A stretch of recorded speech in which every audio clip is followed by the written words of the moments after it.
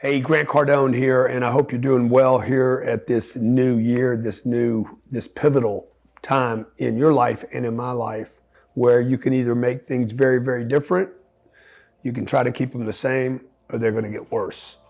And I come to you today to share with you that in my life, I just want to keep it real with you.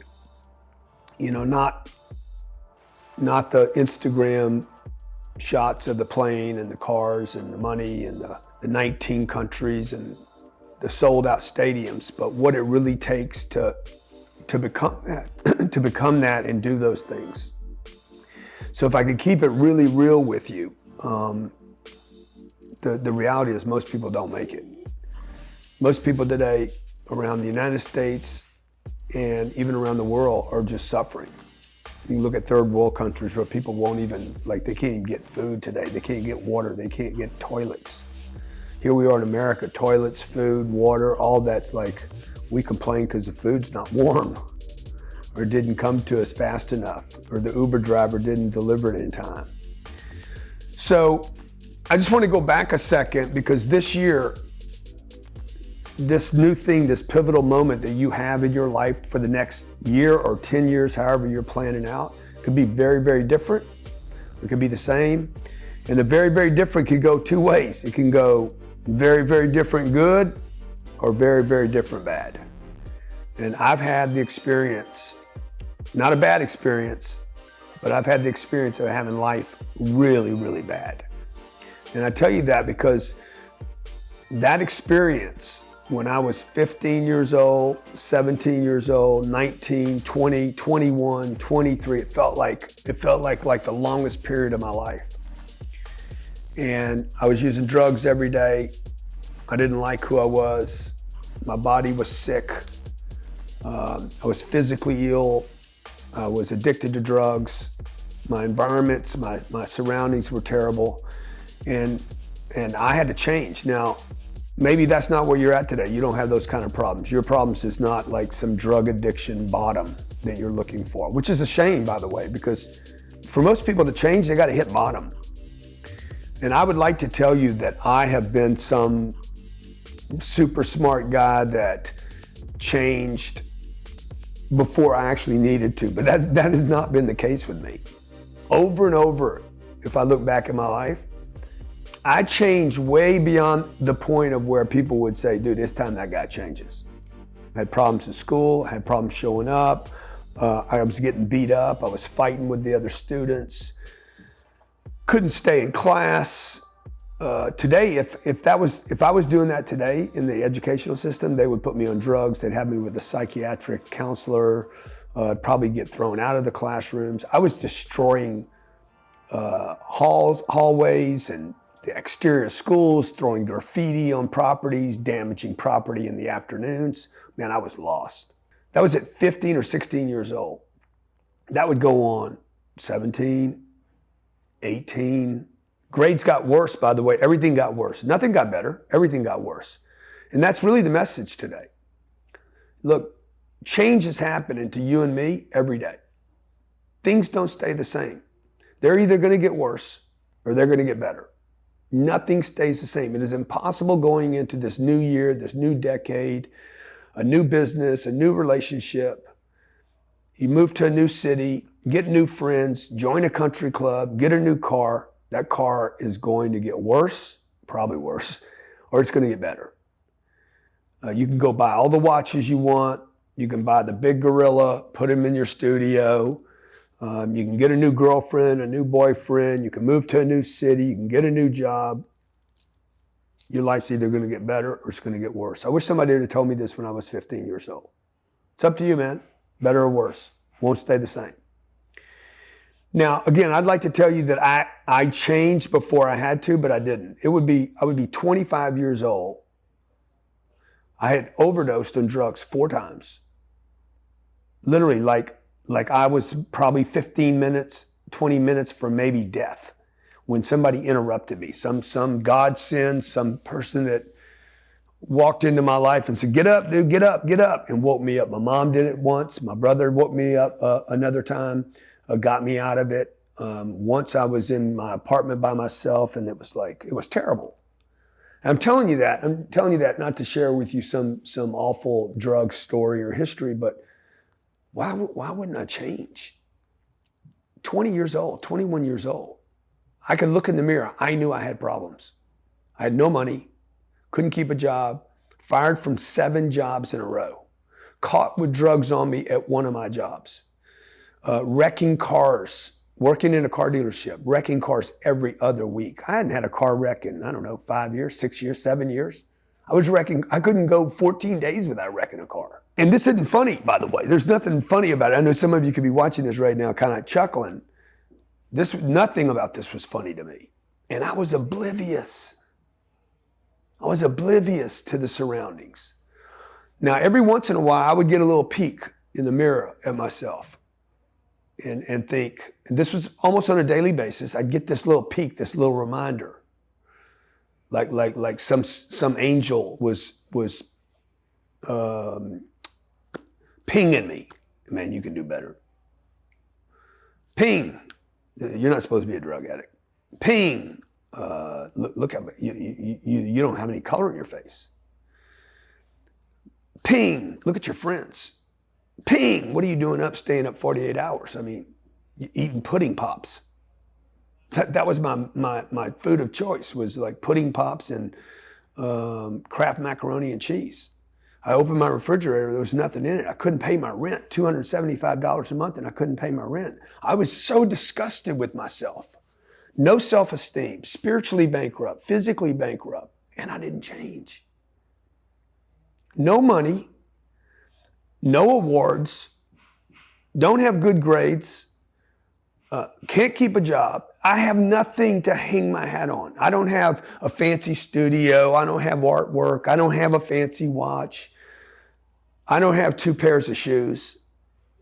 I'm not living in the condo. You guys got to understand that where I'm at today is so different than where I was and where I started from. When I was 23 years old, I think the devil, actually, not the angel, was dinging me on this one. Guy comes in my house, my apartment, beats me up with a .45 caliber pistol, puts 70 stitches in my head and face. I don't know if you can get a close-up on this, Johnny. Over this eye. See, I don't know if you guys can see this, but I don't even know if you care to see it, but probably not enough light there. But man, this eye's banged up. The right eye's banged up, okay? There's a scar. Literally, if you ever meet me in person, you see about 3-inch scar, 2-inch scar right over this eye, another one over this eye, over my lip, 70 stitches in my head and face with the back of a .45 caliber pistol. Left me on the floor for dead. There was blood on every wall in this room, every wall, like every wall. If you look around this room, can you just paint it, Johnny, or is it too much trouble? This room was about the same size as these 3 walls. Every single wall had blood on it. The floor was a puddle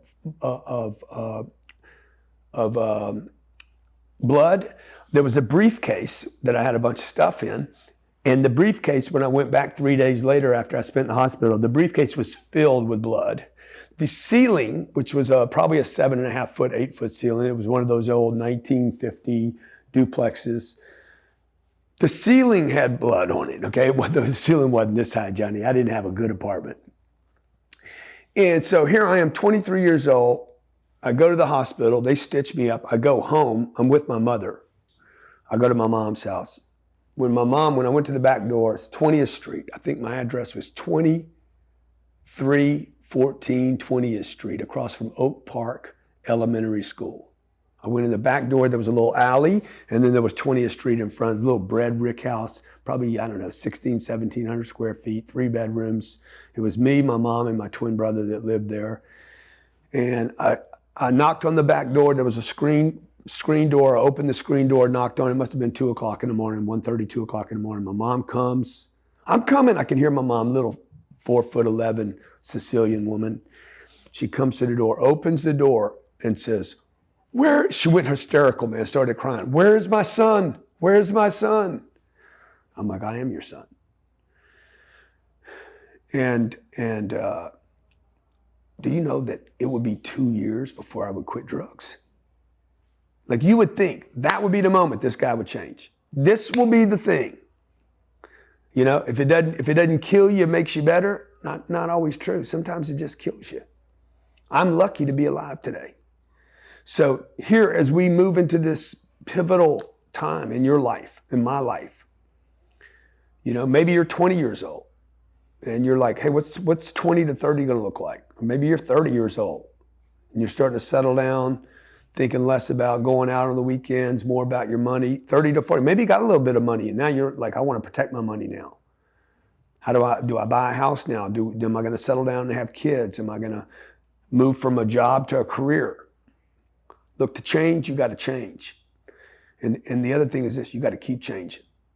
You can't not change.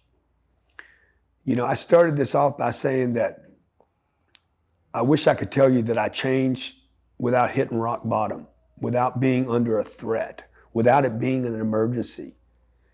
That I'd have some wisdom and say, I need to just keep changing. I know that. I consciously know I'm supposed to change. My whole life, I have waited too long to change. I've waited too long. And when you see me pushing and pressing today, it's because I've made so many mistakes over the last 40 years. I waited too long to change. I was in a bad relationship. It took me 4 years to get out of the relationship. Guess what? Got out of that relationship, got into another bad relationship. Took me 5 years to get out of the next one. And I knew in both of them, there was no way the relationship would work. Why did it take me so long to change? Why in 2008 when the economy crashed, and I knew probably 4 or 5 years before that, I knew that the space I was in trouble. I knew the business I had wasn't scalable. I knew the money I had and was making was not dependable going forward.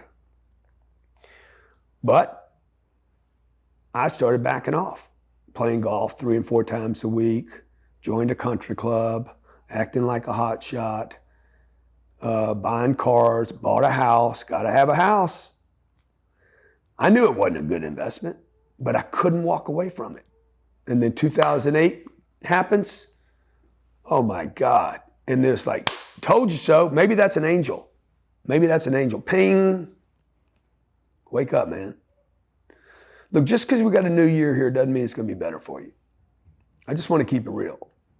This is your boy, Uncle G, keeping it real with you. Just because it's a new year, everybody's all pumped right now, New Year resolutions. This is going to be the best year ever, BYE.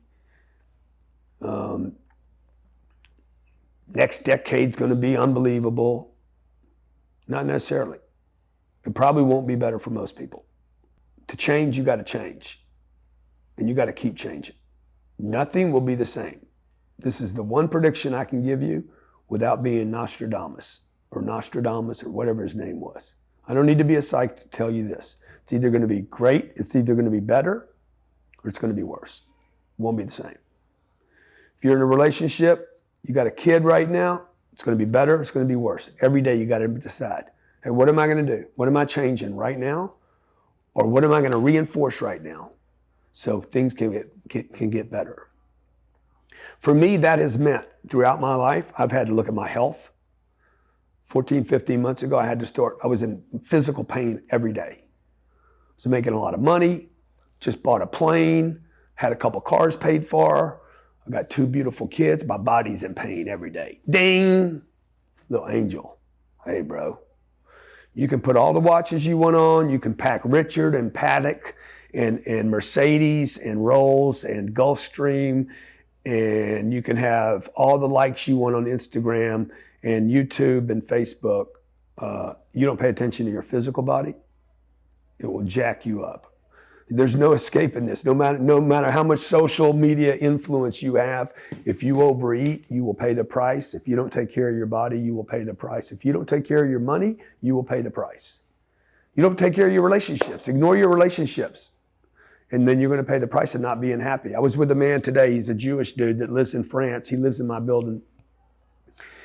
And he said something, and then he used the word happy. And I'm like, happy? And he's like, big word.